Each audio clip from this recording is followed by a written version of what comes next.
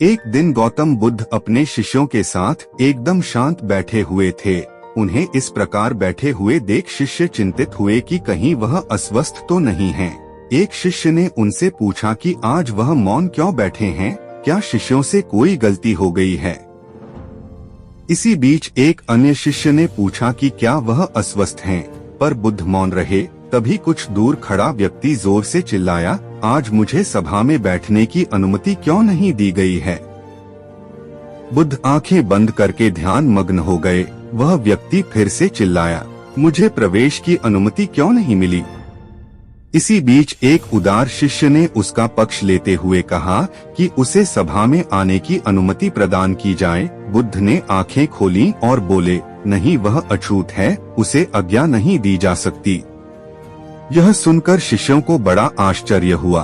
बुद्ध उनके मन का भाव समझ गए और बोले, हाँ, वह अछूत है। इस पर कई शिष्य बोले, हमारे आश्रम में जात पात का कोई भेद ही नहीं, फिर वह अछूत कैसे हो गया। तब बुद्ध ने समझाया, आज वह क्रोधित होकर आया है।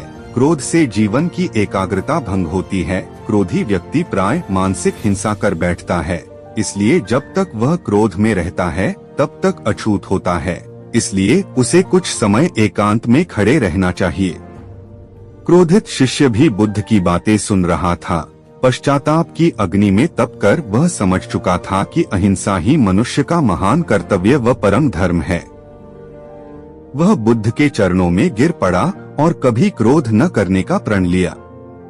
शिक्षा आशय यह है कि क्रोध के कारण व्यक्ति अनर्थ कर बैठता है और पश्चाताप उसे बाद में होता है, जिसका कोई लाभ नहीं मिलता। इसलिए हमें क्रोध नहीं करना चाहिए।